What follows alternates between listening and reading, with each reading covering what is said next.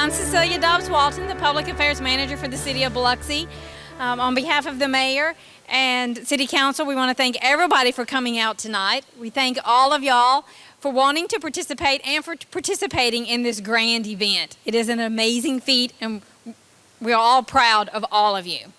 As you know, it was many years ago when the Biloxi Sports Hall of Fame was created, and it was created by the then Mayor Jerrell Blessey. We have a number of people here tonight who are members of the Sports Hall of Fame. Do we have any past members that can stand up, please, and be recognized that you're here as a past member? Go ahead, stand up. Stand up. Awesome. Thank y'all. Thank y'all very much, and congratulations. So, years ago, when the first class was inducted, there was a member called Jim Howarth. He was a former San Francisco Giant, and he was so impressed that when he was writing his speech on the plane from San Francisco, he thought it was such an honor to be part of the Hall of Fame. So later he wrote a letter to the editor where he talked about how much of a big honor it was back then, whenever he was writing his speech, to be inducted into the Sports Hall of Fame. He had prepared his speech, but he said that he had no idea that when he got there, that it was going to be a cattle call with 60 other people being inducted. But tonight, we have an outstanding class being inducted in the Sports Hall of Fame for the years of 2020, 2021, 2022, and one from 2017. This is not a cattle call tonight, but it's not going to be a stampede either. But I do want to say that it's an honor to see how many people have been so excited that we are doing the ceremony this evening. The Biloxi Sports Hall of Fame is a badge of honor for all of you who have dedicated your lives to the betterment of Biloxi. You do that by having excelled in the field of play and in the field of life, by being a great role model and helping make Biloxi a great place to live, play, and work. Or as Mayor Gilge would say, safe, friendly, and beautiful city. God bless all of you inductees, your families and friends, and the thousands of young men and women you have influenced over the years. Thank you.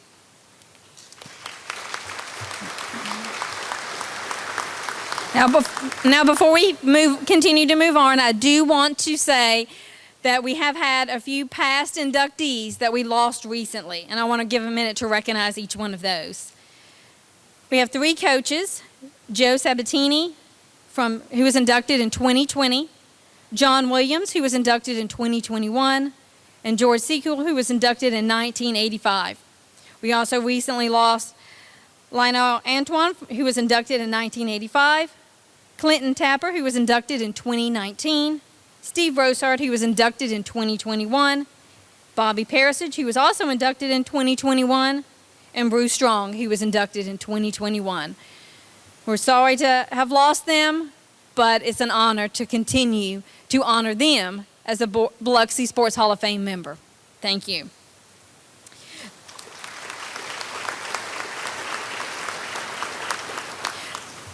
I also do want to thank real quick the Biloxi Parks and Recreation Department for providing dinner, for the Biloxi Police Honor Guard, which is Shane Steele, Roderick Harris, and Zachary Anderson. Also to the Biloxi Bacon Brigade for their seafood cooking skills, and to the Biloxi High baseball and basketball players that are here tonight. And now I'd like to call up Father Gillespie for the invocation. Good afternoon. It's so good for us to be here together to celebrate such wonderful athleticism, dedication to Biloxi and the sports, and for everybody that has joined in to make this not only a wonderful day, but to make Biloxi a place of sports, a wonderful place to play, a wonderful place to be. And so we begin all things in the name of the Father, and the Son, and the Holy Spirit. Amen. Good and gracious God, we thank you for allowing us this time we could gather together as a family in your name. We thank you for the gifts of sportsmanship and athleticism. We thank you for instilling that very sense of athleticism into the hearts of the men and women that are being inducted this evening. We thank you for that desire to excel, to be the very best that they can be. And we pray that they are always good models of citizenship, good sportsmanship, And they pass it on to generations to come to see what can happen when we place all of our trust and our talents, our skills, and all of our blessings in the hands of God. We allow him to help us to flourish in all that we do. And we pray especially today as we get ready to eat this wonderful food so lovingly prepared, for those that do not have enough to eat, that God will lead them to the nourishment, both spiritual and physical, that they need to carry on. So we bless together, my brothers and sisters. Bless us, O Lord, and these thy gifts, which we are about to receive from thy bounty through Christ our Lord. Amen. Amen. Now I'd like to call up the Parks and Recreation Director, Cheryl Bell. No.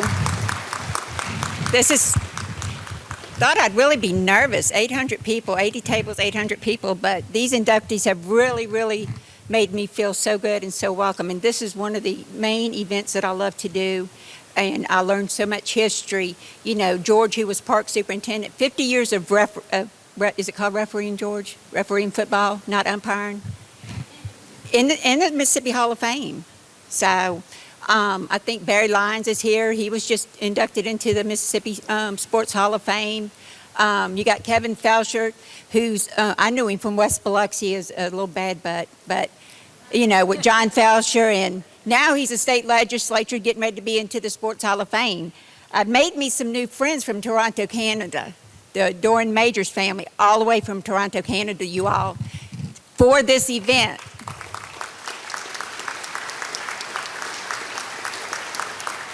You know, I have Mr. Carson, who was a co-worker of mine that passed this year, had no idea that he played football as well as he did at Alcorn University and then went on to play pro sports. That's how much you learn by having this program. And I saw all of you all talking, and I said, this is like high school reunion all over again. I want to remind you all, you have 3 minutes, Mr. Bobby. 3 minutes, Mr. Harry. Let me see, who else out there is going to give me more than 3 minutes? Okay. I gotta love him. I told him if he asked anybody else on Facebook, I was gonna have to take his tables away. But what he did was historical, and I'm gonna be very pleased to induct him into the Sports Hall of Fame as well as others. So I do have to thank everyone it takes a village. This took a village. My Parks and Rec department, the Biloxi Brigade that's doing all the cooking. The Parks and Rec department's doing the cooking also, but Cecilia, who helped me put the program together, the PowerPoint, retiree Vincent Krill, he's around here somewhere. He helped me. Who else? Oh, Biloxi High baseball, basketball, and cheerleaders. These are your past sports people. Get to know them. Get to know them. They were where you are now back then. And now they're being inducted into the Sports Hall of Fame. Some of them have played pro, and some of them went on to excel in college sports. So if you can, visit with them, look at the memorabilia, it tells them all. I asked Miss Gines, I said, oh my goodness, how little was your waist back then? Anyway, the Hall of Fame committee. The Hall of Fame committee, that was a track team back then from Nichols, that just, from what I understand, just took all the state titles. I know 3 minutes, Mr. Bobby, I know. Mayor and council will continue to allow us to do this. This is a worthwhile deal. So we've been doing it since 1985. We hope to continue to do it. Y'all enjoy your night. I've enjoyed every bit of the last 3 months of getting to know you all. And I'll see y'all later. Congratulations. And we do have good food. I know a lot of y'all went, we'll get you through it, I promise. Thank you. Mayor Gillish is not able to be here tonight. He is in Florida getting ready to watch the shuttle go to the moon. We passed on the shuttle. We came here to be with y'all. You have this many people knowing me, man, it'd be one fine split-the-pot group right here. We could make some money on that. Pass along. But anyway, just glad y'all here. What y'all done for the city of Biloxi over these years is awesome, and we can't thank y'all enough. Come on, Felix. Tag team. Good afternoon, everyone. One more time. Good afternoon, everyone. This is a great celebration, and I am so happy to be here to see all the wonderful people out here. I'm just looking in there, sea of you guys, looking beautiful for this great occasion here. But first, I know she's a little modest, but I want to give one more big round of applause for Miss Sherry Bell because she's been doing this a long time.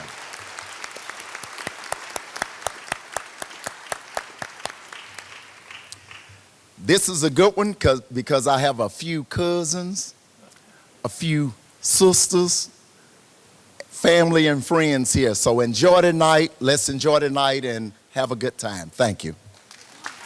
The first inductee is Elton Bienvenu Sr. He was a letterman in football, basketball, and track during junior high and high schools. And in 1961, served as track team captain, named outstanding player, and at graduation held records in hurdles. He coached Dixie League baseball and served as the gate chairman at the Shrimp Bowl Classic from 1972 to early 1990s.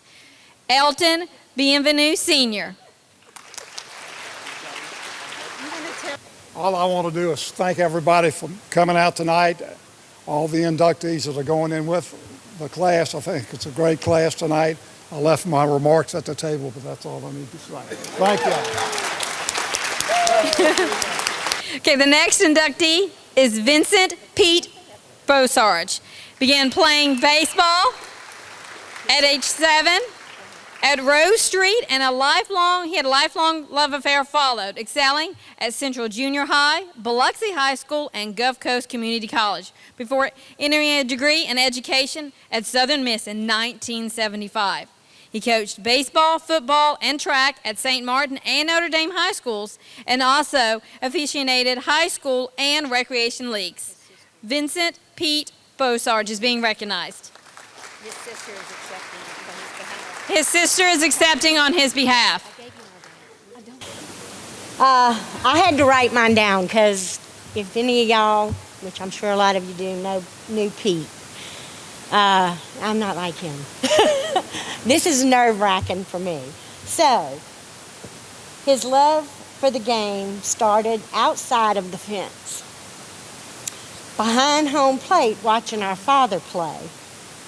When he finally made it inside the fence, the field was home to him. He played Little League, Pony League, high school, junior college baseball. He also played junior high football and high school football. While in college, he worked summers at the Biloxi Recreation Department. While he was there, he also coached Pony League players. He was big on the fundamentals of baseball. He also umpired at that time. And I would venture to say that if anybody here was at any games that he umpired, you would know that his favorite saying was striker. He never said strike, he said striker. Okay, when he wasn't on the field and in uniform, he was on the field with a clicker and a mask and a chest guard, umpiring. After receiving his degree in education, he influenced baseball players at St. Martin High School and Notre Dame, along with countless individual ball players. When he left coaching as a job, he never stopped coaching. He continued to give of himself and anyone who wanted the knowledge of baseball. If my brother was here today, he would be so full of pride. Pete would probably know everyone in this building, and if he didn't before he left, he would have known who you were, because that's how he was. So I'm going to leave y'all. Well, the Bosarge family first would like to thank the city of Biloxi, the committee for the Biloxi Hall of Fame, Sherry Bell, who We friends now, and we what? And Randy Jenkins.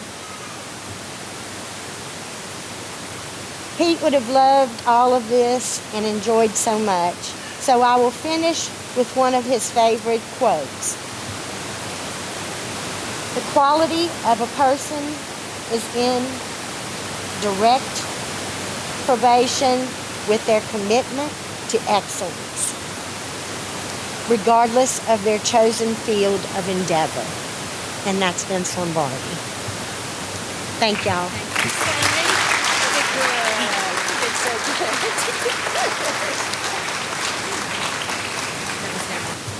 Next, Kevin Bardeen.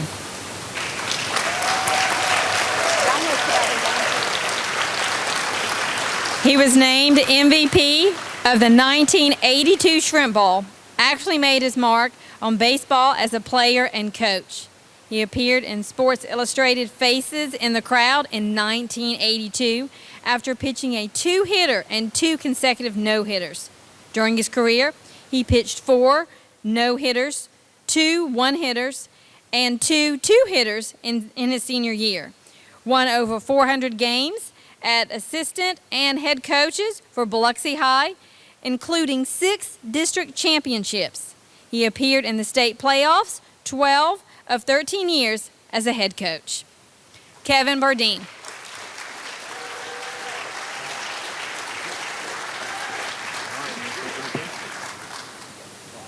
Okay. I had to bring a little ball player with me, so let's see if I can get to this. I'm going to put my glasses on. Okay, first of all, I just want to thank the committee for allowing me to be part of this brotherhood of the Biloxi Sports Hall of Fame. I would also like to thank Brian Kozlowski and Drew Welter for putting my name in the hat to be a part of this elite group of people that have contributed to the rich heritage of Biloxi athletics. Born and raised in Biloxi and playing sports my entire career from age 5 to 18 years old. I think, along the way, you establish many relationships with players and coaches that will last a lifetime. And all of them contribute to your success as a coach and a person. Yesterday, we had our Spud Appreciation Day, and man, that was unbelievable. Brian Kozlowski put that together. I know, but not by himself, but he had a lot of help, but man, what a great thing. Just being around all those guys, telling stories about, all the games, the playoffs, the championships, the successes, the failures. Man, it was unbelievable. I rode with Kaz. Me and Kaz played together. I played with Scotty George and Greg Williams. And every hole we had a story. I hope I get through this quick. But, we had a story, and, I don't even remember half of them. And I don't know if my ass is getting old or something. I don't know. But I'll tell you, Brian Kozlowski could tell some stories. I don't know how he remembers all this stuff, man. It was unbelievable. But anyway, just seeing people that you haven't seen in months and years was incredible. I saw John Hankins, 40 years. I ain't seen him. And we were the 1-2 combination for Spud's 1982 high school year. I ain't seen him in 40 years. And I saw him Saturday. But I'd like to thank 2 coaches, and then I'll be done. 2 coaches had a big impact on me. One was Jim Albritton, Pee-wee coach. Yeah, Pee-wee coach. Just taught us how to be tough, how to be gritty. Most of all, the fear of losing. I played for him for 4 years. We went 32-0, never lost a game. And I tried to figure out, how in the world did that happen? But I figured it out because we were scared to lose. Plus, did anybody in here play for Jim Albritton? You knew what was going to happen the next day of practice. And I'm telling you, the guy was unbelievable, and you were scared of what was going to happen. But anyway, to Spud Winowitz, the next guy, last but not least, I want to say thank you for being special to me and so many other people around the coast. And I was fortunate enough to not only play, under Spud, but also I was a head coach and he was my athletic director. And so, man, I just want to say thank you for everything you did. Again, thank you so much for getting me in this. I want to say congratulations to my brother and everybody else that got in, man. Thank you so much. Appreciate it.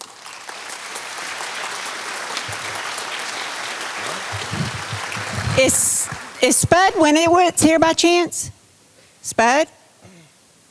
Anyway, he was part of the first Sports Hall of Fame, 1985, when Biloxi was mayor here. So he was one of the ones who first initiated and got it started. And I thought he was going to be here. And actually, he was the one who first hired me on with the city of Biloxi.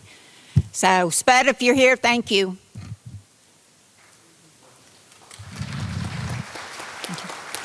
Next up is James Perry Carson. His daughter, Samantha Guyton, will be accepting on his behalf.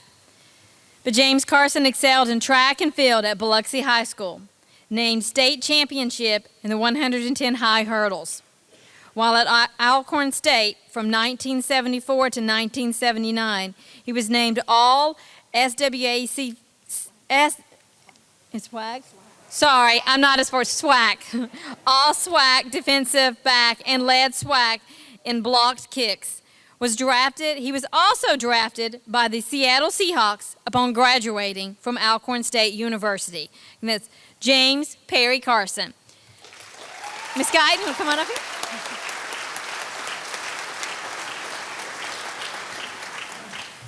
Wow. It's truly humbling when someone is honored by their very own. James gave so much to this community and the children in it. We're so very proud of all of his accomplishments, and especially those that he accomplished while he was with us. James is no longer with us. He passed away September of 2020. We're indeed proud that the Biloxi Sports Hall of Fame saw fit to honor him in this manner. So on behalf of Samantha, myself, and the entire Carson family, thank you from the bottom of our hearts. We're indeed honored, and we know he's smiling down on us today. So thank you.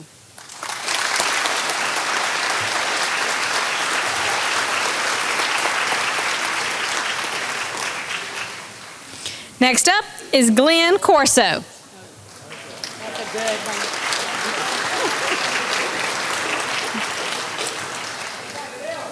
He had an athletic career that spanned more than 2 decades, from 1958 to 1981.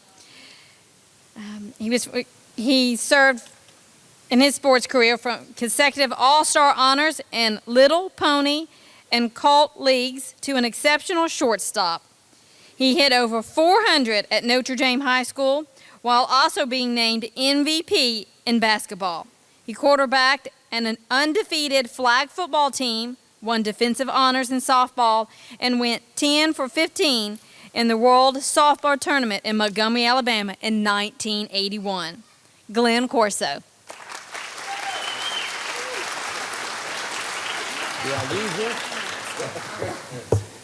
Well, I ain't too good at this, but I want to thank the committee. I want to thank Sherry Bell. I want to thank Kim Stewart for nominating me. Randy Jenkins, you tried, but we didn't make it. I want to thank everybody for showing up. I'm going to congratulate all the other inductees from back when and now. George Kronosich, my friend, he's getting old. Look at that gray hair. Thank you very much. Got plenty more here, but I can't call them all out. But I want to. My family over there, my beautiful family, is my daughter Caitlin, my daughter Erin, my 2 wonderful grandkids is Madeline and Tripp, Moody, Joe, his best son-in-law in the world, And of course, I got my wife there. I don't know what I'd do without her. You know, she's the best of the rest. I don't know what to say about her. Y'all know her and y'all know me. Who do you think got the best of that deal? But I love her, and I'm honored, and I'm not good at this, but I want to say thank you. Thank you very much.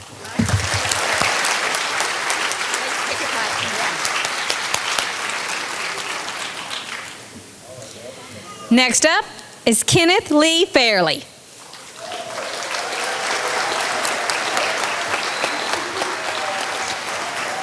Kenneth Fairley played football at Park and ran track there and at Alcorn State University in the mid-1970s. At Park, he set state track meet records on the 4x100 meter relay. He continued his athletics while serving in the Army, including being named Male Athlete of the Year at Fort Bragg in 1993, playing on the Armed Services Championship softball team in 1995, and coaching the All-Army women's softball team to gold in 2012. He also served as coach for Pee Wee football, basketball, soccer, and Little League baseball, as well as the City of Biloxi Sports Youth Leagues. Kenneth Lee Fairley.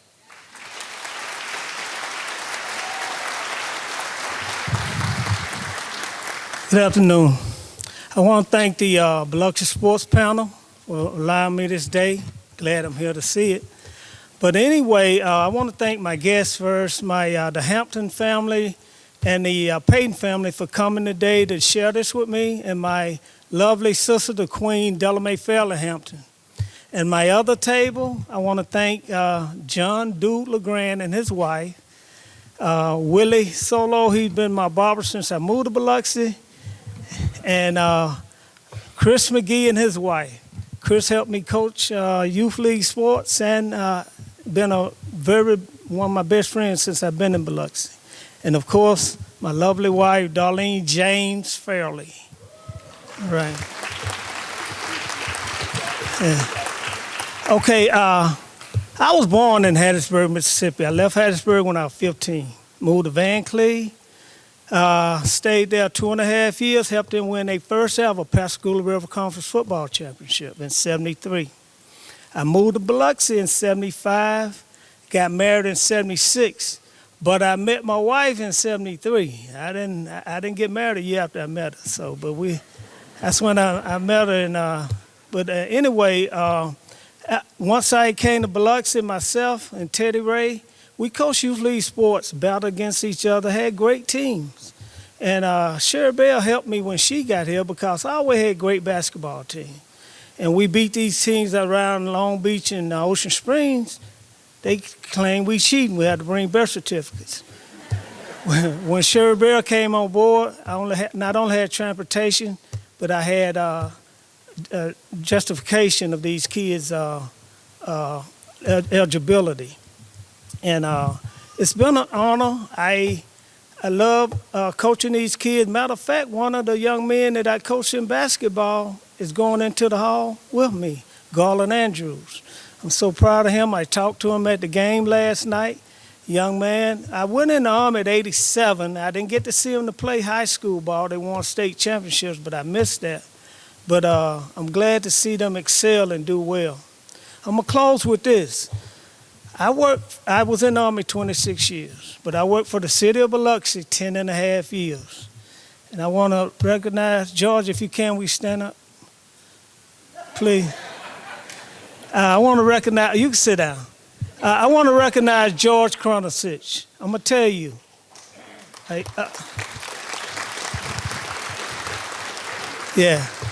A young kid getting out of college. I came to City of Biloxi, and he really mentored me. That's the best boss I ever had, Army-wise, anywhere. And he really took care of myself. He took care of all of us, me, Teddy Ray, dude. But he was a good guy. He was like a father figure to me, and I will never forget him. I'm glad to see him today being inducted. Thank you.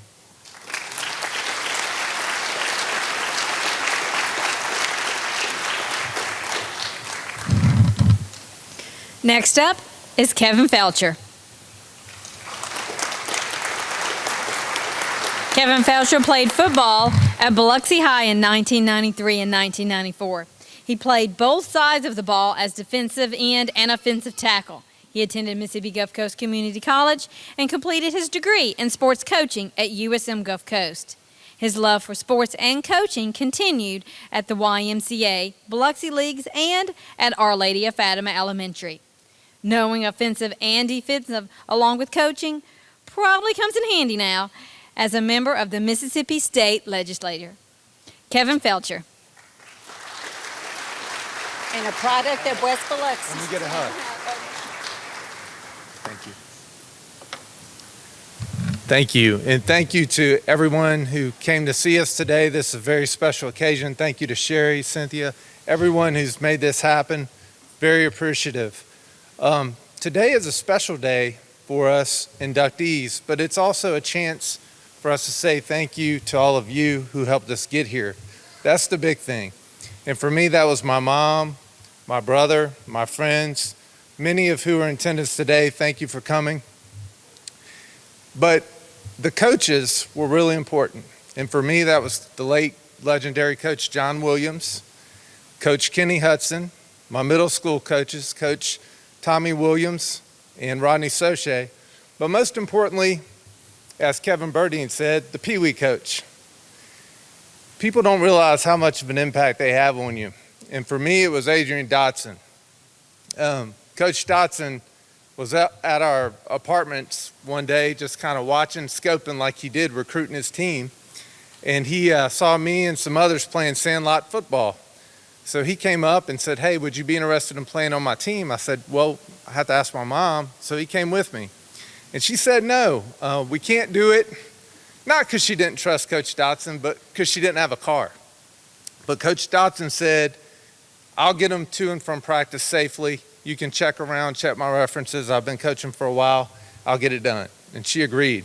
The rest was history for me. I had a lifelong mentor in football. So to all you who have coached and mentored, thank you. You do not realize what an impact you make sometimes. And for those of you who get a chance to do it, do not pass it up. You can change someone's life. So thank you all. This is quite an honor, and I appreciate it, and God bless each and every one of you.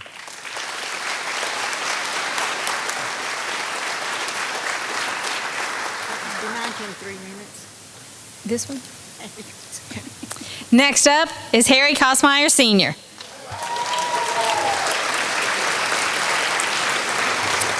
He spent 31 years coaching young athletes in Biloxi. He served as a coach for the Biloxi Southern League, Girls Softball League, Dixie Youth League, Pony League, and Colt League from 1967 to 1998.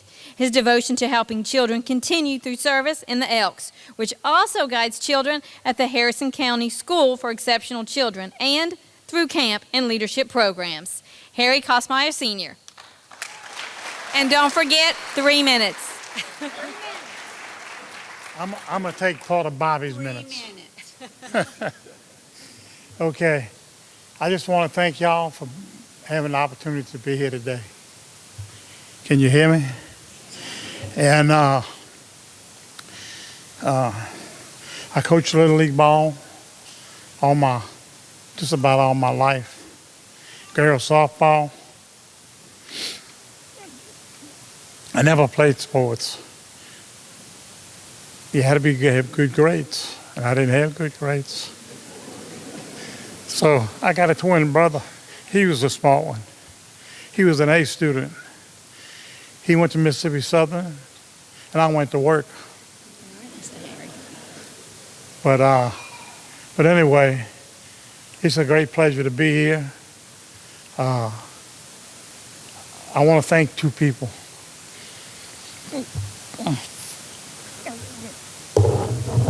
That got me here. One of them was Mr. Mitchell Gruich. He was like a second daddy to me. He got me involved in coaching a Little League. I got to learn the bricklayer trade from him, went to work with him, and I grew up with his family. And second of all, one of the main men that got me involved was Mr. Bobby Miguez, better known as Uncle Bob. But anyway, we had a lot of good times on Back Bay, coaching Little League. Went to St. Petersburg every year for the Little League tournaments. And it was a great time. And I've been there all that time. And if you ever go to a ball game in Biloxi, anyway, you probably see me there. Because we got about 6 of us that graduated from Biloxi High that we go to all of Biloxi. We support Biloxi High. We go to all their games, football, basketball, everything. And it's a great time. We have a guy's name out. We go on road trips to out-of-town games. And it's just a lot of fun. But anyway, I'd like to thank my family for being here tonight. The reason I'm still on, I don't coach no more, but the reason you'll still see me at the ball fields, I got 11 grandkids. And I'm at a ballpark, some type of ballpark, every night during the week and many weekends. I don't miss none of their games. But I want to thank them. I want to thank my family, especially. I got two special guests here tonight. They come all the way from Albuquerque, New Mexico, to be with me here tonight. Take a breath. They're really special to me. I go out there and see them. They come in and see me, and I'm sure glad they can make tonight. And I thank y'all. Oh, one more time. I forgot, almost important one. I forgot to thank my wife.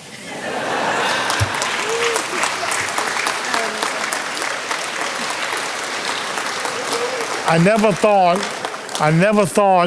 that I'd live to be this old. I took better care of myself. I had a birthday this month. I was 76. And I never thought I'd be with the same woman all the years I've been with her. In about 5 months, we'll be celebrating our 56th wedding anniversary.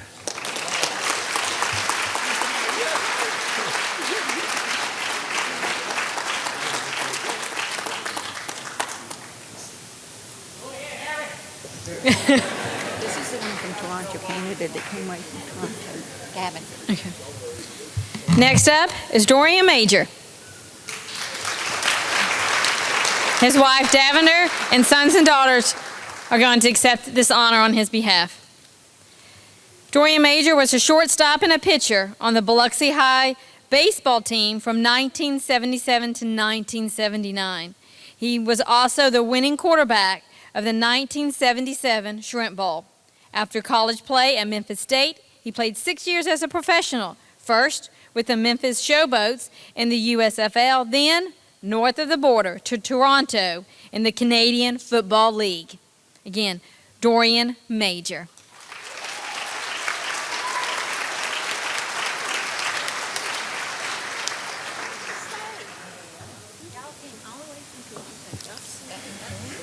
Good evening. Davender asked me to be her mouthpiece, if you will. And because, as you know, she lost her husband and they lost their father several years ago, and it's still very raw to them. And anybody that would know that we've been a friend of the Majors for a very, very long time. And if you ask me to describe Dorian Major in one word, I would say tenacious. And I had to think about that. Why was this guy so tenacious? Well, back in the day, we didn't have babysitters, so Dorian had to hang with his older brother, Vic Major. Okay? So Vic hung with me, Sam Nichols, James Carson, Steve Secool, Mike Secool, Lawrence Hightower, the whole Biloxi High School team. Dorian had access to us. So when we would play our sandlot ball games and we wouldn't have enough people, Dorian would always be the one that would make the teams even. He was the last one to be picked. So he ran with all these guys. The amazing thing about him, he always seemed to know the people in the in crowd. As an example, we played for Southern Illinois University. and our athletic director was Gail Sears. Dorian would come in the field house with Gail Sears, congratulating us, saying, "Good game, fellas, good game." He was just a little bitty kid. I was like, where did this little guy come from? Okay. Tenacious, I watched him play at Memphis, then for the Showboats. He won my respect when he went up against Herschel Walker and annihilated Herschel Walker. Then I watched him play for the Toronto Argonauts. The thing that amazed me about him, too, he was very soft-spoken, had the most gorgeous eyes for a guy with the longest eyelashes. And you can see his daughters have the same thing. But he is well missed, okay? And we love him. And if he would hear, he would say, "Thank you very much." Thank you.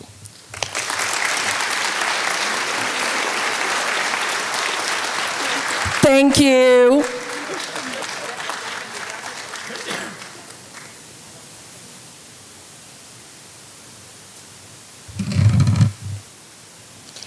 Next up is Jerrell Nunley. I'm sorry, Jerrell Nunley.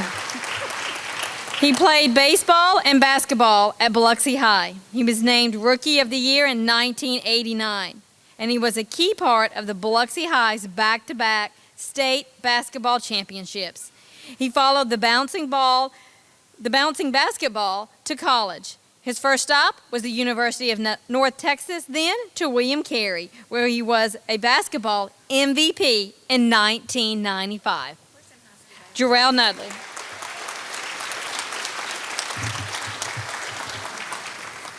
Before I get started, Kenny, my name is Jerrell Nunley, not Garland Andrews. I'm the guy he was talking about.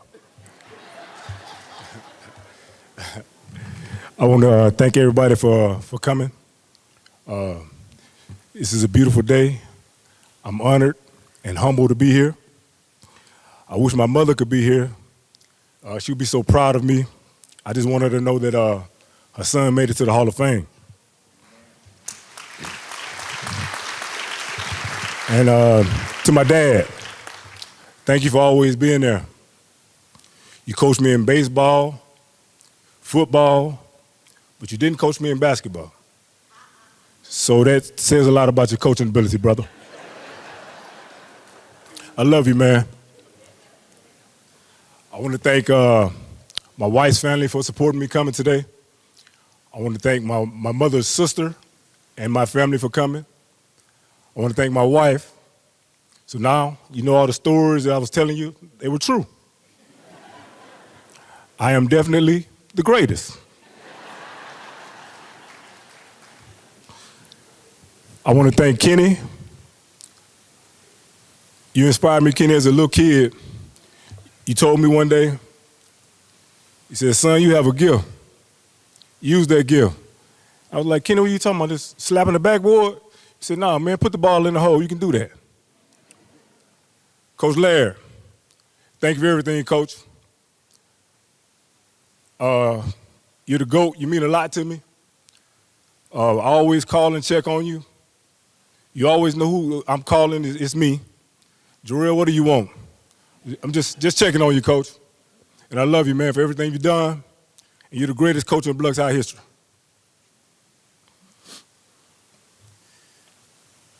Now, I want to take this time for my team. I played with a lot of great basketball players, but they are not in the Hall of Fame, but they should be. Eddie Thomas, Jesse Ratliff, Garland Andrews, James McCarty. I can go on and on about my team, and that's the reason I'm here. Thank you.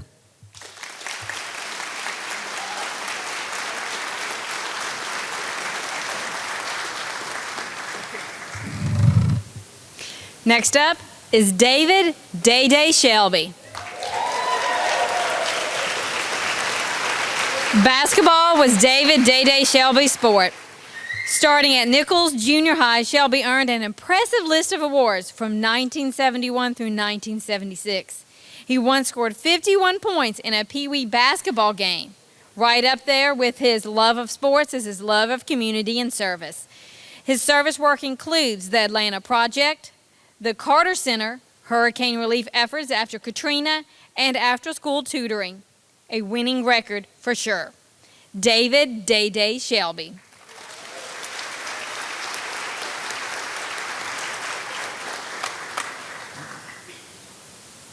All right, let me see if I can get this mic thing right.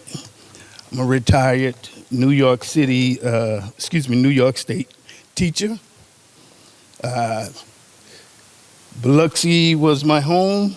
Stayed here 19 years, and sports was the avenue at the time to get out for me. So I have a little bit of it written down so I can go over it. But after leaving Biloxi, I went into the military and did 8 years. Then I got out and I went to North Carolina, went to school, North Carolina Central, and that's where I earned my teaching degree. And so then I left there and went to Atlanta and started my teaching career. There, I learned a lot about what Coach Laird was talking about back then, because then I became a coach of 7th graders and 8th graders. And I know I was unpolished from by Augusta Holmes, going up to Biloxi High and letting him know that we had all the talent already. We just needed a little guidance. And so he was patient with me. I played 2 years, and I'm old enough to say that back then we didn't have a three-point line, so that was half of my points right there. But at a young age of 12, my mother, Mary Lee Shelby Beard, transitioned. As her oldest, that left me partially responsible for a household of 3 brothers, Walter, Paul, Rodney, 2 sisters, Paulette, Shirey, and my stepfather, Reverend Ernest Beard. So my mother and my grandmother, Eleanor Shelby, along with Main Street Baptist Church, assisted in instilling tough love in me.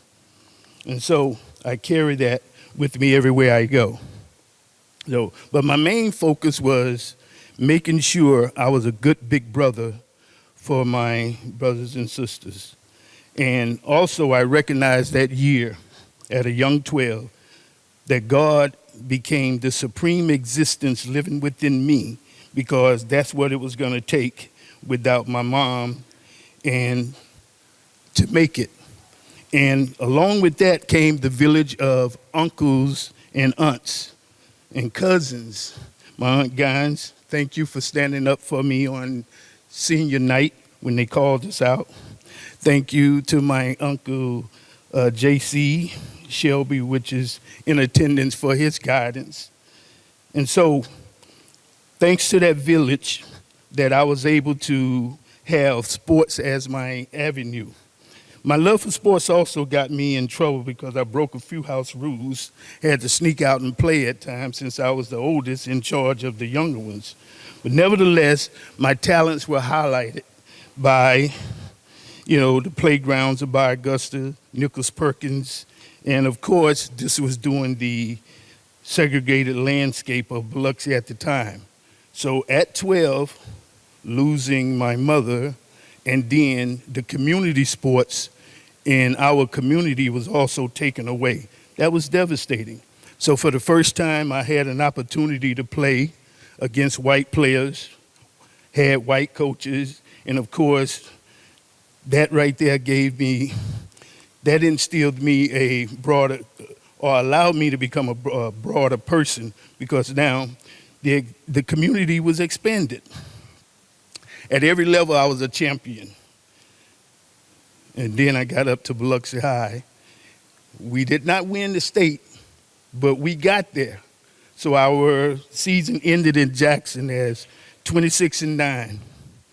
So that senior year, we had a great time. So again, I want to thank Coach Laird for his basketball guidance, and presenting this unpolished person to this committee. So I want to thank this committee for accepting his nomination. And being recognized by one's hometown is such an honor. And being in New York is now the place where I have lived longer than I have lived in Biloxi. 19 years here, I think I got 23 in New York now. Besides that, being in the military, got used to moving around. But anyway, I wanted to also recognize my like a brother, best friend, cousin, Beaver Gines. Beav stopped playing sports and picked up the bass guitar. But he is greatly responsible. He's greatly responsible for urging me on during this process. And I also want to say thank you to my administrative, beautiful, intelligent wife, Avis Collier Shelby. Thanks for adding more joy to my enjoyable life. So you are my love, my friendship, and that love and friendship has never wavered. But I do want to highlight the fact that after Katrina, as a principal of Haverstraw Middle School, she joined forces with me, which I was at Fairley Middle School after Katrina happened, and said that we need to find a way to help. And so we raised over $10,000 sent back down to the Biloxi school system, earmarked for Nichols Perkins Elementary because that's where I grew up and went to school. And then we also send money and boxes of clothes to the churches in the community to help out. So thank you, sweetheart. You've been through it all. And in closing, I would like to say 10 years ago to this day, I was rolled into the OR and I had a cancerous tumor removed. So I thank God for allowing me to be here today to receive this award. Thank you, family. Thank you, committee. And thanks to all of you. And congratulations to the other inductee. Thank you. Oh, he put it in his pocket. That was the 2021 Biloxi Sports Hall of Fame class. Inductees, please stand up again and be honored. You want to?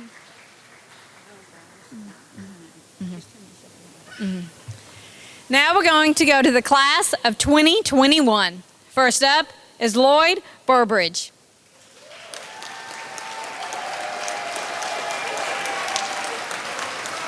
He made his mark on the Biloxi High track team. He lettered in track and field 3 years in a row. That was in 1975, 76, and 1977. And in 1977, his senior year, he shattered a 25-year state high jump record with a 6-foot, 3-inch leap into the record books. Lloyd Burbridge.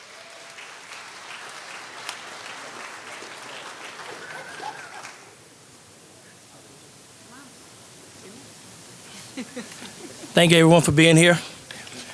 I want to thank Coach Ferris for not letting me play baseball.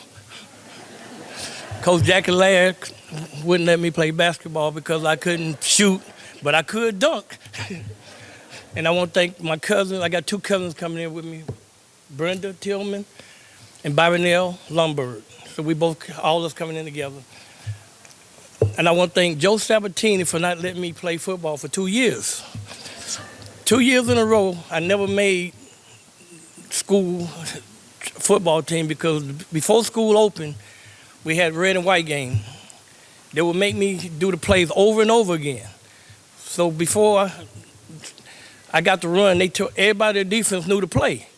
So they told me to do it 4 times. So the 5th time, Scott Savage and 3 guys hit me on the leg and broke my leg in 4 places.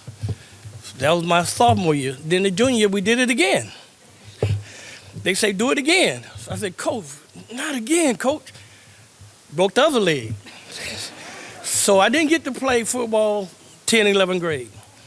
So I ran track. I didn't like losing. So I was fast coming out of the junior high school. So every time I got in 2nd place, I would fall and trip. So they say, this guy is not going to run. So they said, we're going to give him something to do. They say, Let's let him try the pole vault. I said, no, I ain't going up that high. So my mama used to always try to catch me, so I used to jump over the fence. I said, I think I can high jump, Coach. So he said, no, you're too little. I said, Coach, I can do this. So I used to just run and jump over the pole. No leaping ability at all, I thought. Well, they said, God, he's good. So all of a sudden, these tall guys came out. They say, man, you're too short. So I walked under the pole, it was like 6'1". I said, I'm gonna wait till they miss. So I jumped 6'2" the first time I ever tried to jump. So I broke the record the first year. Then the second year I broke my record. And then I broke the soft state record my senior year. So I love track, but I wish I could have played football. I really did. But that didn't happen. And I want to thank my family for coming out. And I want to thank everybody else. I don't want to stay up here. I could talk about myself for a while, but I won't do it today. So I want to thank y'all anyway.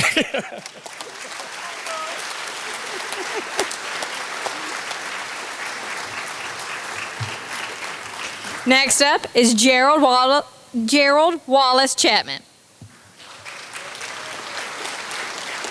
Gerald Wallace Chapman is a lifelong love of baseball, a pitcher for Biloxi High in 1953 and 1954. He went on to play semi-pro ball with the Biloxi Cards and the Minneapolis Collegiate Baseball League. He also shared his love of the game coaching Little League Baseball, serving as an assistant manager for the 1956 American League Little League All-Star, and he even served as a Little League president for a time. It's Gerald Wallace Chapman.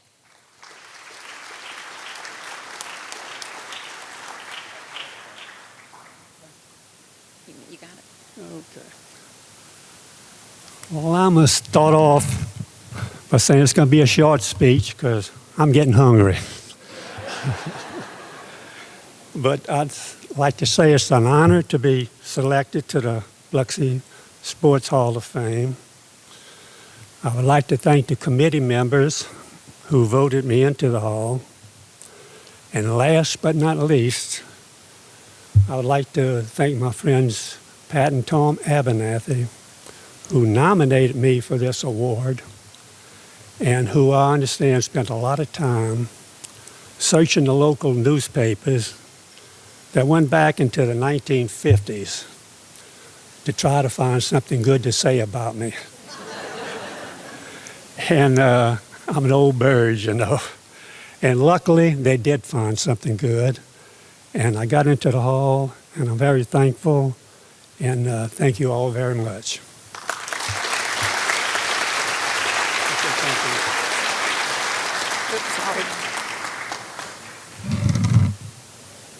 Next up is A.J. Giardina. If we say, hello, everybody, you may know our next inductee. A.J. Giardina spent 44 years in broadcasting, 39 of them at WLOX-TV as sports director and anchor. He covered local athletes from the high school field to the pros. His long list of accolades include the Lindsey Nelson Lifetime Achievement Award in Sportscasting, the Howard Lett Newsperson of the Year, Mississippi Association Press Broadcasters Hall of Fame, and the Gulfport Sports Hall of Fame. That's A.J. Giardina.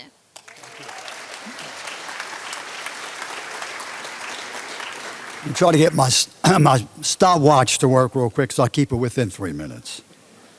I'm already taking some time, right? Okay. Stopwatch is started. First of all, I want to thank the committee for selecting me. Of all the 27 nominees, I think I'm the only guy who did not score a touchdown, who did not win the 100 meters, which is obvious, who did not score a bucket, who did not score a goal in soccer. I wasn't an athlete here on the coast, but I did cover many athletes who scored those touchdowns and, you know, all the things in baseball, hitting home runs. And I have to admit, before I got here, I was working in Beaumont, Port Arthur, Texas. And I received a phone call from my brother. At the time, he was working at WDSU-TV as a news person. And in March of 1978, there was a plane crash a Universal plane crash. It was a little commuter airline. And it crashed in Gulfport, and 8 people died. And my brother came over. He was working at WDSU at the time to cover the story. And he ran into a guy by the name of Scott Peterson, who used to be the news anchor at WLOX. And he asked my brother, he said, do you know of anybody who could do sports? He goes, yeah, my twin brother. So I received the phone call, and I got the job. But right before that happened, in January of 1978, I was in line. I was one of 2 guys in line to become the weekend sports guy with Buddy Diliberto at WVUE. And I didn't call him up. I didn't bug him. And I said, I'm not going to bug. I'm going to try to just go with my tape. We sent a videotape and my resume. And I finally, after 2 weeks, I called. I said, hey, I said, what's the word, buddy? He goes, AJ, it's between you and another guy. He said, it's a guy you work with, and I worked in Alexandria before I went to Beaumont. He said, it's another guy that you work with. I said, oh, I got it. He told me who it was. I said, oh, I got this. That's no question. I waited another 2 weeks, and I called back, and the general manager got on the phone. He goes, man, Mr. Giardina, man, you came so close to getting that job. And that was my hometown. I'm from New Orleans. He goes, he says, but the guy that got the job took a leave of absence from his job in Alexandria, Louisiana, and helped Buddy put his show together. He said, we had to go with him. Man, and when I hung up, I cried like a baby. Nothing against Port Arthur, Beaumont, Orange, Texas, but I didn't feel like at home. But when I moved here to the Gulf Coast in June of 1979, this has been home for 43 years, thanks to the people like you. Let's say I got 20 seconds. And I just want to thank the first person that I met was Billy Lyons from Biloxi. He became the boxing commissioner. And the first thing he asked me when I ran into him, he said, AJ, where'd you move? I said, well, I moved to Gulfport because at the time I said, I want to be close to the I-10 so I can go home to visit with my mom. Every Sunday we always had Sunday dinner, unless I was covering the Saints or some event. And he goes, why do you move? He's got, his cigar. Why do you move to Biloxi? Man, we're more like New Orleans people. And I have to admit, very friendly. This is home. And I want to thank everybody because this is where I'm going to be buried as well. Thank you all very much. And I want to, before I leave, my family's over there. Thanks to them, too, because they put up a lot of stuff. I was away from home a lot. So thank you all as well. Thank you. Okay, next up, we're going to do something a little different. We're going to call 4 members up at one time because they were actually a team, a track team. Anna Marie Gines, Bobby Booth Lumberger, Deborah Mitchell, and Brenda Booth Tillman.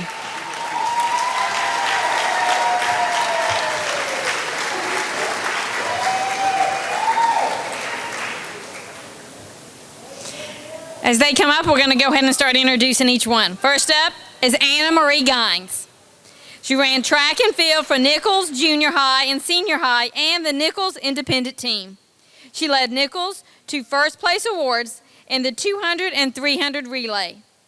Her community service efforts include working as a substitute teacher, the Elks Youth Education Program, and helping preserve Coast history as a volunteer with the coast-wide MLK program and parade. That's Anna Marie Gines.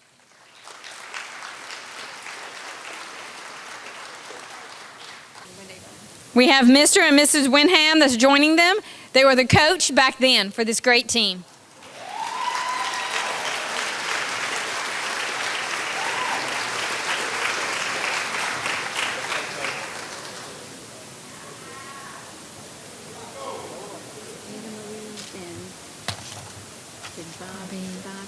Deborah, and Brenda. Ms. Winham wants to say something first. Come on up. Good afternoon. I'm Coach Wyndham, and I started my coaching at Nichols in 1965. But what I want to say before I turn it over to my track stars, they won about every meet that we went to. They were good runners, and I just couldn't understand why they were so good. But let me say to the committee, thank you for selecting them. They were the best I ever had. But let me talk about Beaumont, Texas, before we go anywhere. Lumberger, will you step out a minute? I found an article that was in the Daily Herald paper before I came here. And it said that she was invited to an AAU track meet in New Orleans. But instead of she going to New Orleans, my husband was just getting out of the Marine. He decided to drive us to Beaumont, Texas. But we didn't have the money. So we went door to door knocking and trying to raise the money. So we got enough money to take her to Beaumont, Texas, and she won. She didn't win 25 colleges, but she participated against 25 colleges, and she did well. But finding this article here, before I came to Biloxi, this article said, she was a blessed athlete. In the 7th grade is when she went to Beaumont, Texas. And also in the 7th grade, she had 3rd-degree burns. And nobody in this world would be faster than this young lady in the 7th grade. She could have went all over. And now she's a minister at St. Paul. Is it St. Paul Church? In Lucedale, Mississippi. She's a minister now. But I had the greatest. And I'm going to let them tell about the ones that they won. And at Biloxi High School, I also coached track and basketball. And all these are championship. Darlene James, raise your hand, Darlene. Darlene won the state. And she was the best in the state of Mississippi. And it was raining just like it is now up there. And we had to go to a field that was really muddy, but she did good.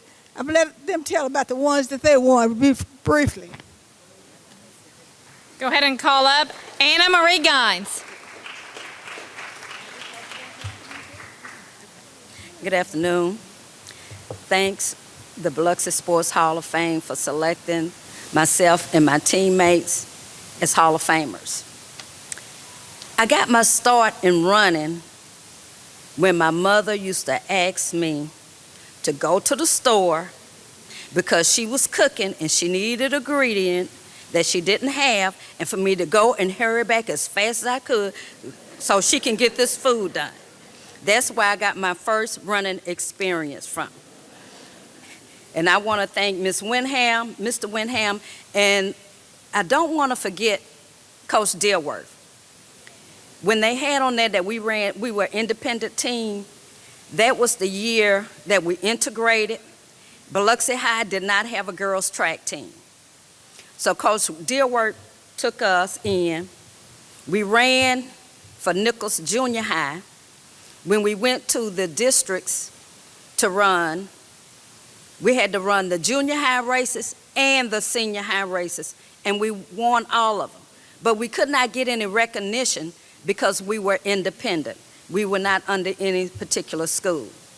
So we don't want to forget him because he was a big part of our last year of running together. Thank you. Next up is Bobby Booth Lomberger, a speedster on the Nichols Junior and Senior High track team and the Nichols Independent team. Earned awards in relays, the 50 and 75-yard dash, and long jump. After her glory days on the track, she served the community with after-school and summer programs for youth. Bobby Booth Lomberger. You can build a cathedral long and tall, but only what I do for Christ shall last. To Sherry Bell and the Fourth Hall of Fame, I want to say thank you. To Coach Mayor Fufu Gilligan, thank you for honoring us today.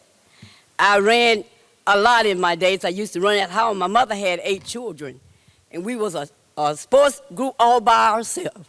We had football, we had track, we had everything in that house, and that's how we grew up to be sportsmen. My mother was a broad jumper, also a track runner, and that's just passed down for her generation of children.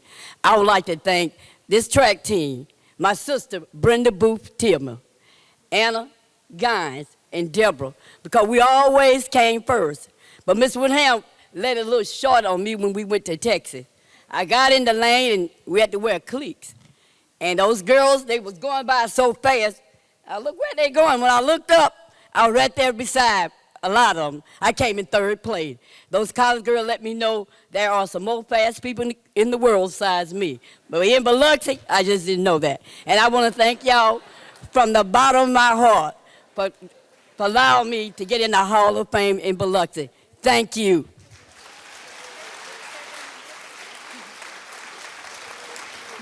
Next up is Deborah Mitchell, another track standout from Biloxi in the late 60s and early 70s at both Nichols High and Biloxi High. Her other sport was softball. In addition to playing for Biloxi, she played for her church team for many years. Deborah also graduated from bricklaying school. Deborah Mitchell. Woo, I am so nervous. Good evening, everyone, and thank you all for being here. I would like to start off by thanking God for always me allowing to stand here before you all today. It is such an honor and a blessing to be indicted into the Hall of Fame, and I am deeply humbled and grateful for this opportunity. I would also like to thank my family and friends who have supported me throughout my journey. I would like to recognize Miss Gloria Dilworth and my track team for Nichols, and Miss Shirley Whitham, my track team from Biloxi High. Thank you all both for playing a very important role in my life. Now I don't think my knees will allow me to run around track anymore, but I really enjoy it for younger days. Your coaching have helped me mold me into the woman that I am today, and I appreciate both of you for that. And I also enjoy playing softball for the city of Biloxi, which kept me active and out of trouble. After 22 years of working at Meriden Health Hospital, I was recognized as Employee of the Quarter. And about a week later, I was notified of my induction in the Hall of Fame. This has been one of the greatest moments of my life. And I am just so overwhelmed with joy. I have held many different jobs in varieties of fields. And while I was raising only my two sons, but also my nephews, it has always been easy, but God always made a way. I would like to close with a quote from Stephen Curry. It's been hardest working person you can be. That's how you separate yourself from competition. Thank you all.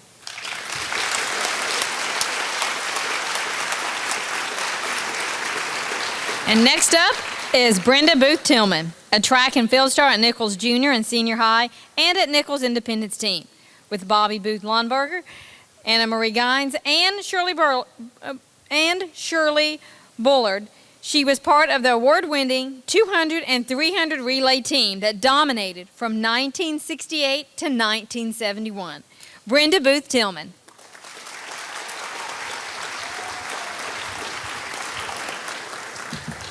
Good evening.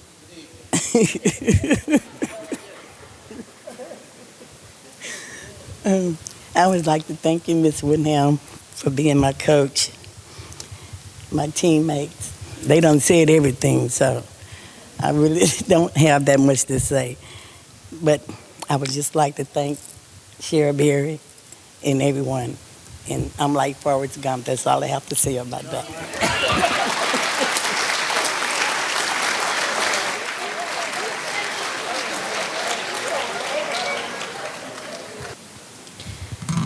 Next up is George Bubba Misko.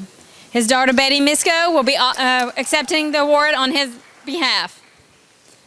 He did a little bit of everything in Biloxi High sports: track, basketball, football, and he even did some boxing, winning a national Golden Globes title at the age of 13. He had his choice of football scholarships in the SEC and beyond, ultimately choosing the University of Alabama. He is also a proud Navy veteran, serving 2 years aboard the USS Enterprise. George Bubba Misko.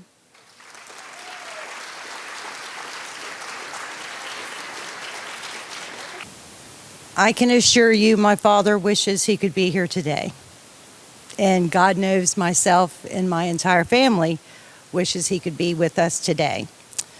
But his failing health will not allow that, so we are here and honored to be here on his behalf. George Bubba Misko, the man that I am blessed to call my daddy. Webster defines warrior as a brave or experienced soldier or fighter. There is no other word more fitting to describe my dad. He was an all-around exceptional athlete, excelling, as you heard, in track, basketball, football, and even boxing. What many of you may not know is his favorite sport was boxing. He did indeed win a National Golden Glove title in Baton Rouge at the age of 13 years old. His high school football coach, Wiles, did not even know that he ever did box. But if he had his druthers, that's probably what he would have done. Now, he was indeed, though, best known for his football ability. He was actually recruited by every team, college football team in the SEC, as well as Air Force Academy and Boston College. He chose to play for the coach now known as the greatest college football coach of all time, Bear Bryant. Bear Bryant described my dad as, and I quote, the meanest, strongest son of a bitch I have ever seen. And I got permission from Father Gillespie and told him ahead of time that I had to say a bad word. He was in the true warrior spirit of Dad when he was drafted to the Navy. He served 2 consecutive years, not able to come home, on the first nuclear-powered aircraft carrier and sailed around the world without refueling. They asked him to re-enlist, wanted him to stay on active duty, and if you know my dad, you'll believe that this is what his response was. No offense, guys, but you could make me an admiral and I wouldn't stay. Nothing against you guys, but I'm ready to go home. There was never a challenge or a fight or any obstacle that he didn't face head on. He was a force to be reckoned with, which could be a good or a bad thing, depending upon if you were the negative force or the positive force.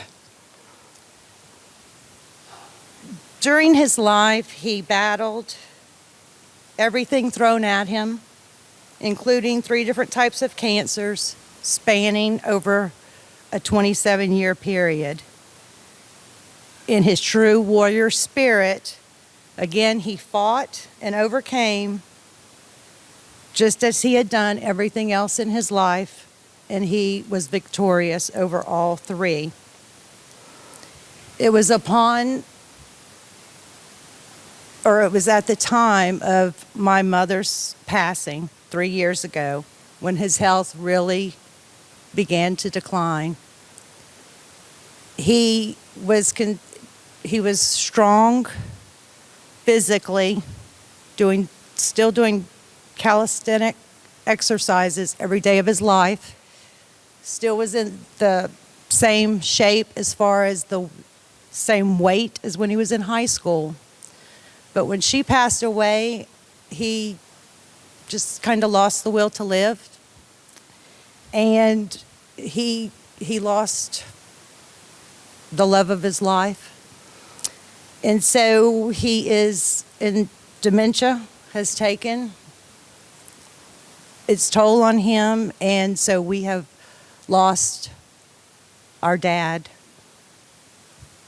my aunt and uncle's brother, and my children's papa, as we used to know him. But he still has the same fighting spirit, and he is actually doing very well now in his retirement home.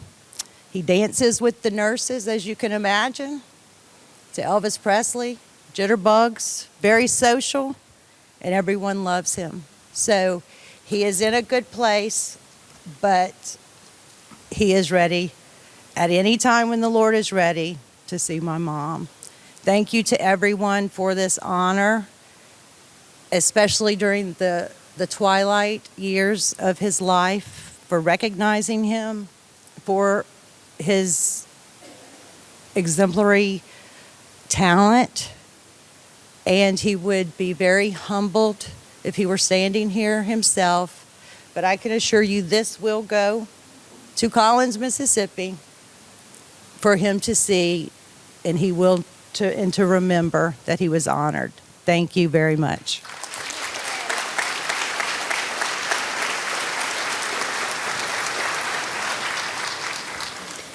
Next up is Thomas Stanley Jr.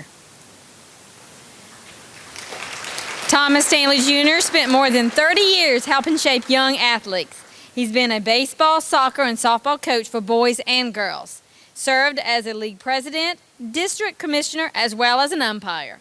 His efforts as a leader have helped teach thousands of young athletes a love and respect for the games. Thomas Stanley Jr.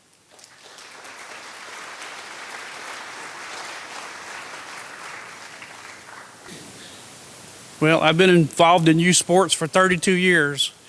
It's a long time. First, I got involved because of my kids, and now I don't have that excuse anymore. My daughter's 31, and I'm still here.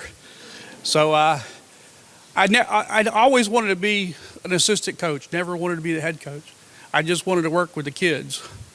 Well, in 2003, I got invited to a meeting, and they didn't really tell me what the subject was. My advice to you, you get invited to a meeting and you don't know what the subject is, you're about to be railroaded. And so I was railroaded in 2003. We went through 3 presidents in about 6 months, and they basically begged me to take over the girls' softball, said, we really need you. I could have denied it, but thinking back at the time, the girls deserve every bit the opportunity the guys get. And I was committed to make sure the girls had every opportunity. I now consider myself Councilman Lawrence's replacement. I have his old job, and trying to do the best I can for the kids. Now when they come to register, at first it was, you coached me. And so that's kind of telling, and so you kind of get over that. Well, now grandmas are come register their kids, and they look at it and you say, you're still here? Yeah, I'm still here. And they're like, okay, we want to be on your team. And that's the most flattering thing. As somebody's involved in Parks and Rec every day, and I'm just a volunteer, is I see the job Parks and Rec does every year, and I know the support that the city gives and the excellent opportunities that they provide. I have what I need. We do the best we can. We try to be good fiduciary responsibility of what the city offers and do the best job we can. Not a week goes by I don't talk to Greg Gutierrez, and we're always figuring out what we can do to make the program better and provide the opportunities we can for the girls, the same that we do for the boys. So how about a big round of applause for what the city does for all the kids in the... I'd like to thank all the players. As you get older, you start reflecting back, and I come up with a whole bunch of goofy ass sayings. One of those is those trophies won't love you back. Your kids will. Girls don't care how much you know until they know how much you care. And I've learned that a whole bunch, and I've got a whole bunch of kids that care about me, and I care about them, and a big, huge extended family there. Coaching your kids is quite an experience. You learn a lot. Some of those are actually good things, but most of them are the most important things in life about the game, about the players, and about education and everything else. So my son decided that maybe I wasn't the best coach, and so I became a much better coach with my daughter. And since she's aged out like 13 years ago, I've become a lot better coach since then. I had lots of mentors and friends along the way. Roger Smith, who nominated me. Chris McGee's in the room. Lots of other friends. A supportive wife is very, very important. I spend a lot of nights away from the ball field. I spend a lot of weekends away from the ball field. We have a lot of junk in our house that takes up a lot of room in our house, and she gives me the freedom and the ability to go do that. So without a supportive wife, none of this would happen. Another one of my sayings is, I tell my kids all the time, is we don't play the game for trophies. We play for all the great things the game teaches you. The biggest thing there is we play the game to make our mom and dad happy. If we can walk away and our mom or dad gives us a hug or an embrace and everything else and tells you good job, that's the only trophy that you ever need. So I hope my mom's here today. I hope I've made you proud, and I will continue to work that way. And thank you very much, and thank you to the City of Biloxi.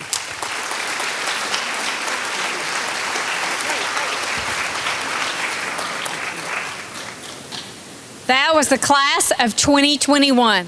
Can all the inductees stand up again? Let's give them a round of applause.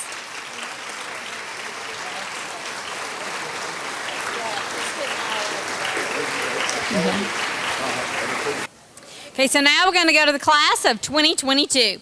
We're going to start out with Kevin Brosh. One of the dominant forces of the Biloxi Boxing Club in the mid-1970s. He was the first Biloxi boxer to win a national AAU junior Olympic title in 1974 and won the Southern AAU title that year. He also won 2 state Golden Globe titles along with the Alabama Golden Globe title and the Gulf Coast Boxing Championship. He has a career amateur record, 60-2, 60 to 10. Apologize. That's quite all right. You can correct that for me.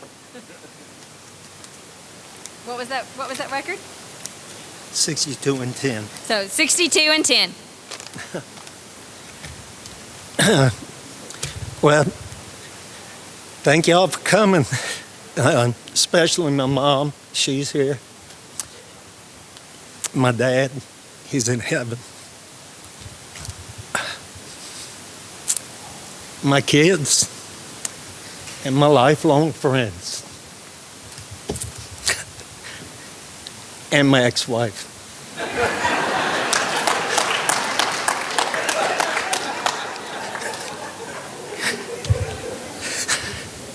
This is an honor, unexpected honor, something never dreamed would happen. And I don't think we realize the sacrifices that parents make when it comes to sports. You know, the long hours, preparation, traveling, and they were there every step.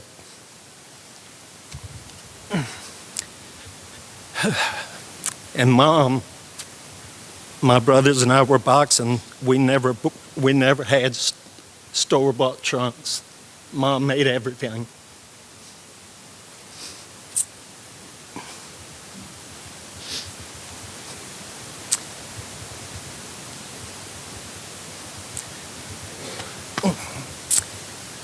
My dad coached me throughout the entire time. The only time I ever fought that he was not in my corner was the biggest tournament of my life, the National Junior Olympics. And I was the only one on the bus from Mississippi, so I don't think anybody knew my name. They just called me Mississippi. And there were so many tournaments and matches. My dad, Mr. Doyle Webster, took us to, thanks to Mr. Webster also. I remember a tournament in Mobile. They brought 6 boxers. I think it was Paul Webster, Brian Kozlowski, Toby and John Foster, and my brother Todd Brosh, and myself. We came home with 5 champions and 1 runner-up and took home the team trophy with only 6 boxers when other teams had many more. And I was invited to fight on the pro ticket in Mobile Coliseum twice against a boxer I had defeated before. And fortunately, I beat him both times in the Coliseum. It was cool having my own dressing room. We had a really good club back then. And many times we went to the fights and the other team's coaches would not match their boxers against us because of the reputation we had. But when it came to a tournament, they couldn't avoid us. And most of the time we were victorious. I think that's about it. I just want to say thank you again to the Hall of Fame, Mom, my friends, and my kids.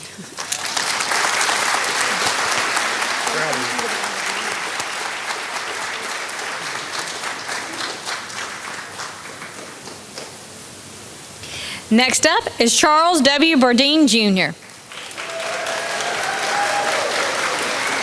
He was a track star whose career began at Fernwood Junior High with record-setting runs at Fernwood and Biloxi High Schools. He set state records that stood for 30 years. He began running mile at Mississippi State.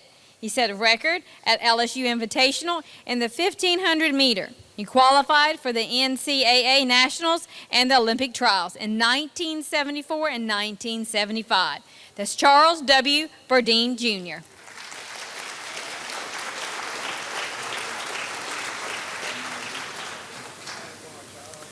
Well, first of all, does anybody want to race? Thank you.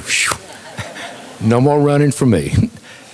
I'd like to thank my family for being here, all my friends, and my ex-wife,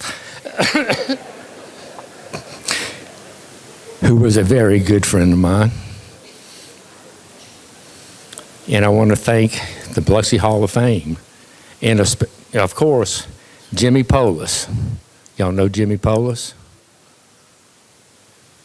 Oh, come on. Y'all got to be kidding me. Y'all don't know Jimmy Polis. Well, y'all missing a character. But I want to thank him especially because he's the one who put my name in the hat. And this is a great honor. I love competing. And I want to thank my brother Kevin.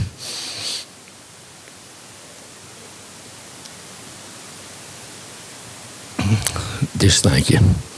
Thank y'all.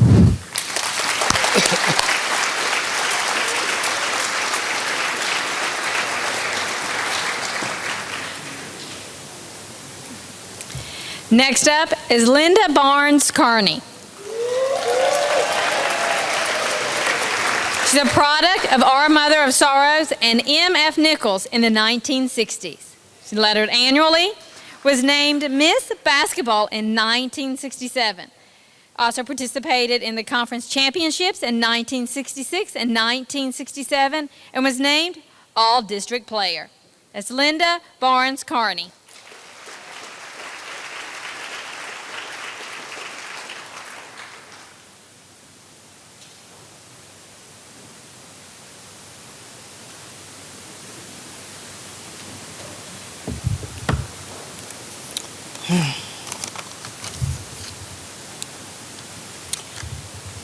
First, I would like to give thanks to God, who is the head of my life. I want to give thanks to my family who provided me with and needed as a child to pursue my dreams of playing sports. Thanks to Coach Shirley Windham and the staff of Nichols High basketball team who guided us to championships. In 1967, I tried out for Nichols High basketball team. I didn't know if I was going to make it or not, but I did. And thanks to Miss Windham, who made me first string to become one of the highest scorer, made most valuable player of our district. I was also voted most complete player of the team. Thank you, Miss Windham. I would like to give thanks to Roger Smith for nominating me, who saw the greatness in me I had long forgotten. Thanks to the selection committee, Jerrell, the city of Biloxi. This is one of my proudest days ever. God bless and thank you.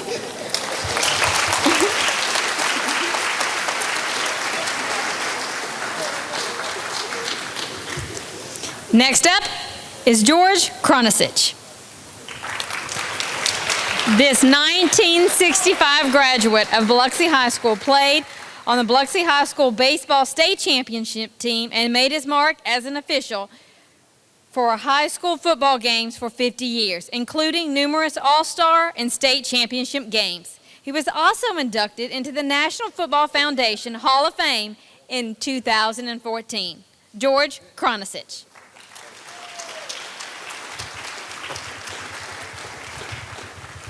I just want to thank the Hall of Fame committee for honoring me with this award. I just want to say thank you to Mr. Randy Jenkins for nominating me. You know, Randy, wherever you're at, thank you. I got one little story I want to tell you that happened to me a few years ago. My last year doing Pee Wee football, you know, I done high school football from 1971 to 2021. But I started my career doing Pee Wee football in Biloxi in 1970. So in 2019, my last year doing Pee Wee football, my field was the 9 and 10-year-olds and 11 and 12-year-olds. We had 2 9 and 10-year-old games, and in between the games, I'm standing out in the middle of the field waiting for the second game to get started. And I see a daddy and a little boy, 9 10-year-old little boy, come across the field. You know, he stops in the middle of the field, the daddy does, and says, you know, you referee when I played. Okay, that's possible, you know, very, very easily, you know. So then I see another older fella coming over. He comes up to me, he says, well, you referee when I played. Well, this is the little boy's grandpa. Well, you know, I said to myself then, I said, well, it's about time for me to get out of this, you know. So I just want to thank the Hall of Fame committee again, and God bless everyone.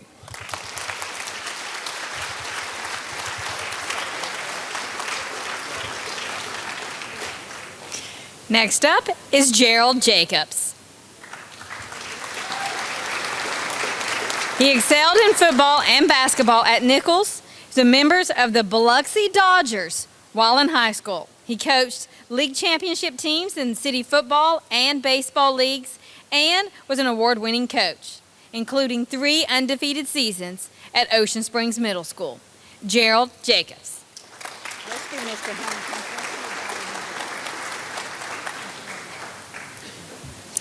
It's great to follow George and to be in front of Bobby. That's the best thing could have happened for me tonight, okay? First, I'd like to give honor to God. I'd like to thank my children who's here, my wife who's keep pushing me to give it all up. It's hard to believe that I've been doing this stuff for 60 years.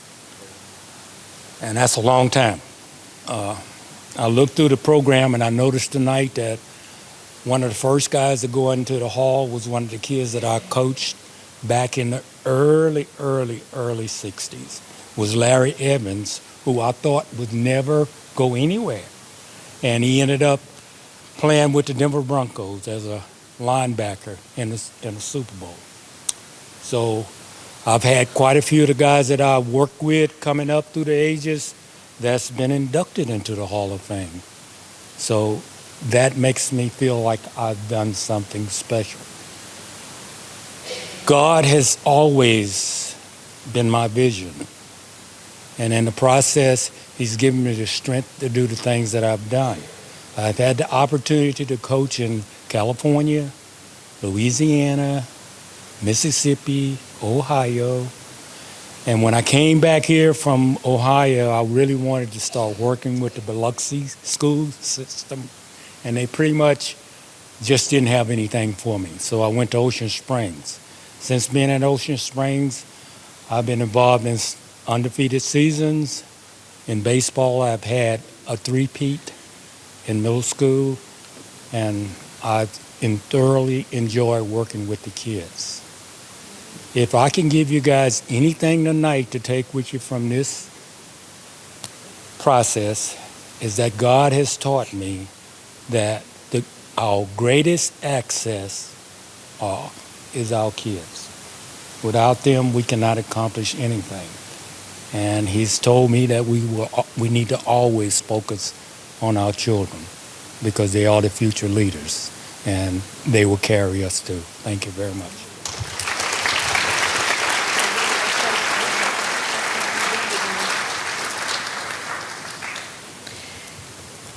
Next is Michael Kovacevic. Michael has dedicated nearly 30 years to Biloxi Little League, serving as an umpire at Rose Street and Back Bay before becoming a coach. In 1988 and 1989, he was a coach for the Biloxi All-Stars team that won back-to-back titles in 1988 and 1989, and then again in 1995. Michael Kovacevic. Good afternoon. I started in Little League Baseball right out of high school as an umpire at Rose Street. And I umpired for 2 years. And then I run into Uncle Bob, and he made me move to Southern League. So I umpired 1 year as an umpire at Southern League. And the reason I only umpired 1 year, there was this one team ain't won a game in 2 years. They were coached by Gary Toncray. So I decided to quit umpiring and help Gary coach. And then after 2 years, Gary quit coaching, and I took over the A's. And I was a coach till 2004. But along the way, I got on a board of directors and this and that, and up through, I said, we need to develop this league. And if anybody's ever been to a T-ball game, it's like a bunch of ants running around. So we come up with the rules that they put the fastest kid on the pitcher's mound, and the ground ball, the kid would pick it up and outrun the kid to first base. So he said, we're not teaching these kids anything. You have to throw the ball to first so the kid's safe. That way the kid learns how to throw. The kid on first learns how to catch. So then the next step was in coach pitch to teach the kids how to hit. And then when they got to minor league, we developed pitching. So when they got to Little League, they knew how to play baseball. Well, guess what? It started working. We started winning state championships. And the kids appreciated learning, and it was very competitive the whole way up. I've had one coach 1 year picked a kid that was terrible in tryouts. And I said, why did you pick him? He said, he's the best kid in the league. I said, he couldn't do nothing.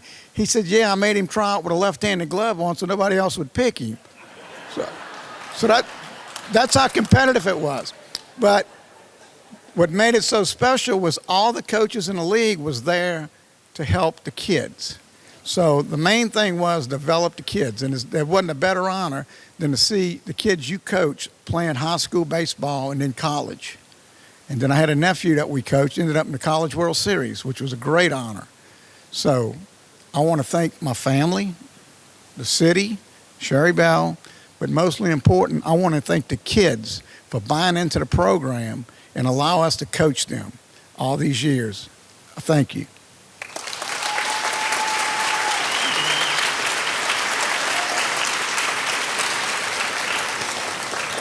Bobby Miguez served over 40 years as a year-round coach from Biloxi Southern Little League, also known as Back Bay, while also coaching Pee Wee football, Pee Wee basketball, and introduced T-ball and girls softball to Back Bay. In 1972, chose William O'Neill as the first African-American player at the Biloxi Southern Little League, thus integrating the league.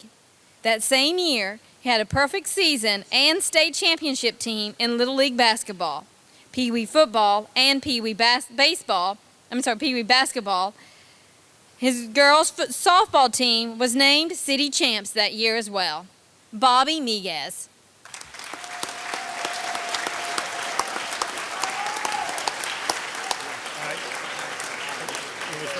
Can I go first? Let me go first.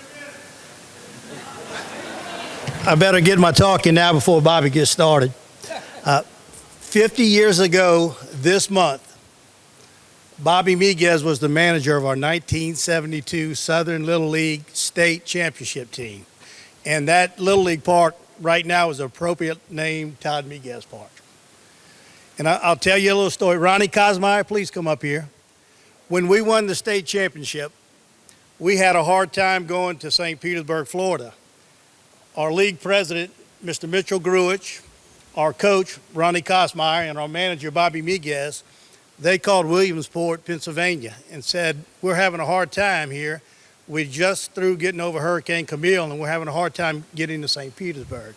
Well, Williamsport sent money to our Little League, and our coach, managers, league president, parents raised money, and we got to fly. We thought we were big time on an airplane. We didn't know at the time, but that was just warm up for Barry Lyons. But we got to fly to St. Petersburg. So to show an appreciation that the impact that they made on some impressionable 11 and 12-year-old Biloxi baseball players, and just to let them know how much they meant to us, to commemorate our 50th year anniversary, presented to Uncle Bobby Miguez, manager of the 1972 Biloxi Southern League All-Stars, from your team. There you go, Mr. Bobby. All right.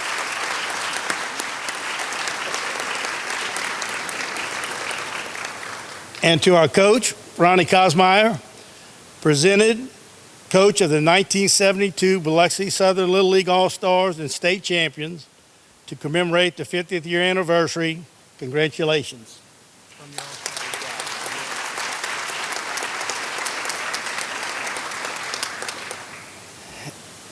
And also presented to the family of Mr. Mitchell Gruich, who was Biloxi Southern Little League president. In his memory, we would like to present this plaque to our fellow teammate, Joey Gruich.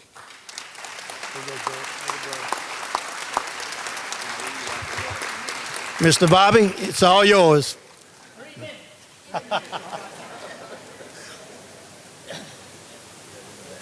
Can y'all hear me back there? I want everybody to be sure to hear me. Thank you, boys. I love y'all. I love y'all. First of all, I want to thank God. I want to thank my family. I want to thank my coaches that put up with me for so many years. They couldn't wait to hurry up and get away from me. They said, Lord, get away from that man. Uncle Bobby, I also, without these kids, I never would have been where I'm at today. Every one of them, no matter whether it was T-ball, girls softball, basketball, football, I love every one of y'all. And the thing I want to tell y'all tonight is more than anything in the world, I left out a couple of things on my thing for Sherry. I want to recognize the first girl who played in the state of Mississippi on a Little League ball team, Miss Kim Porter.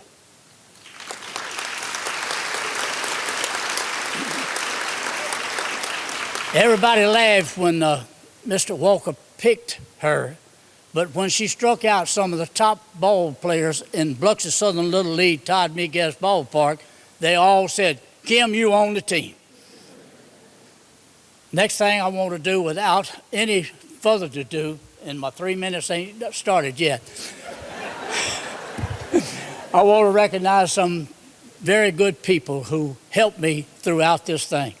I was a Little League administrator for 12 years.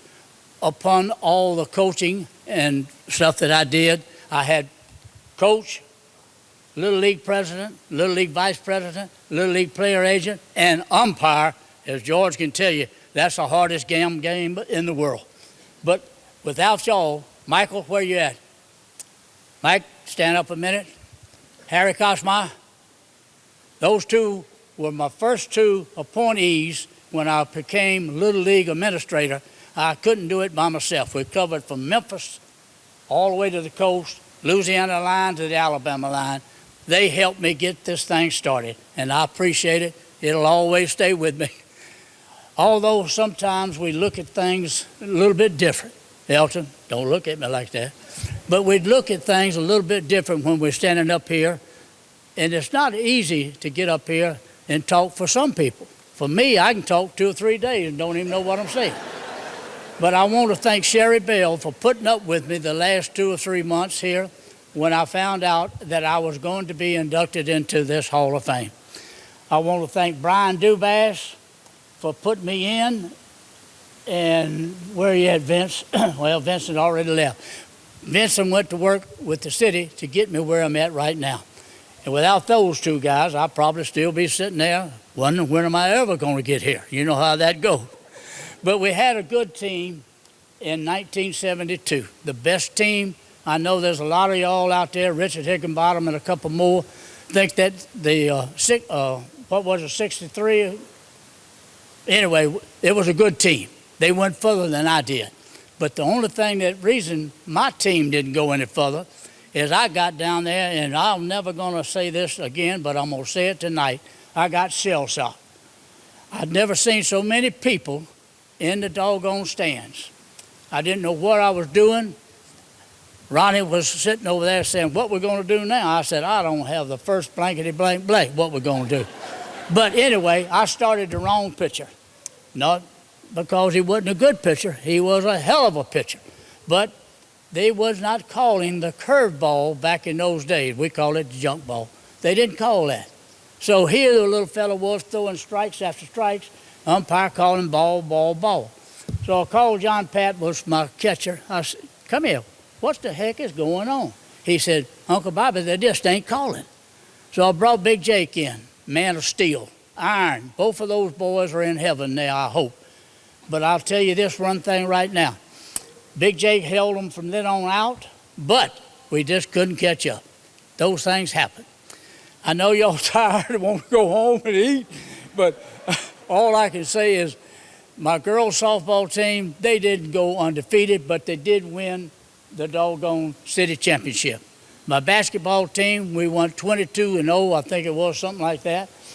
We got invited to go to Hattiesburg and play in the state tournament, but there was a catch to that. They wanted $275 to come in. I talked to Mr. Snyder. I said, what we're going to do?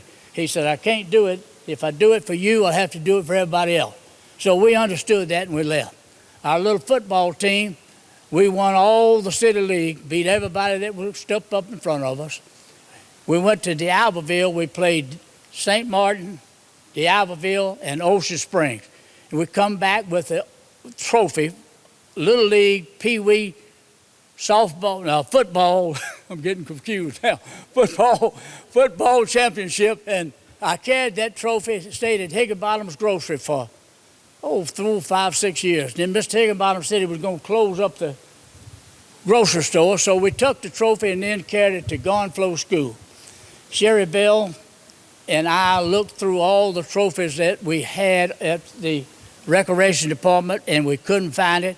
At school, the lady said, the principal there, she said, Uncle Bobby, I just don't know where it's at.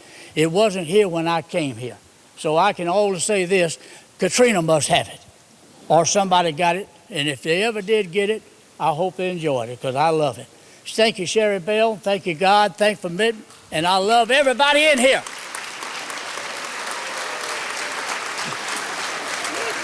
That wasn't but 2.5 minutes, just 2.5 minutes, that's all it was.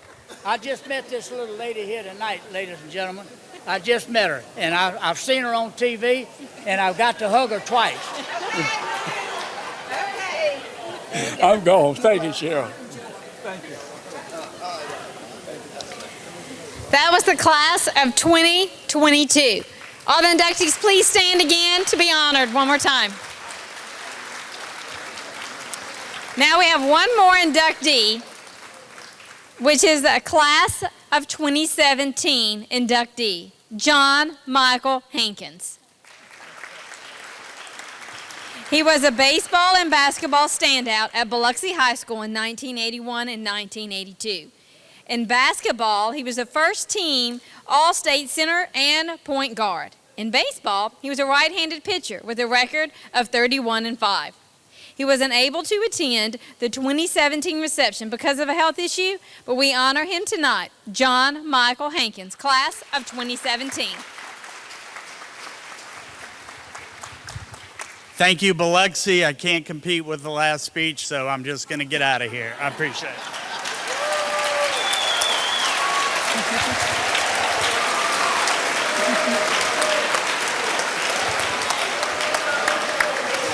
Again, I want to congratulate all the inductees into the Biloxi Sports Hall of Fame. This is an outstanding lineup and an outstanding achievement. If you know anybody that you want to nominate, you can go to the City of Biloxi's website at biloxi.ms.us/Sports Hall of Fame to get a nomination form to nominate someone into the next class of the Biloxi Sports Hall of Fame.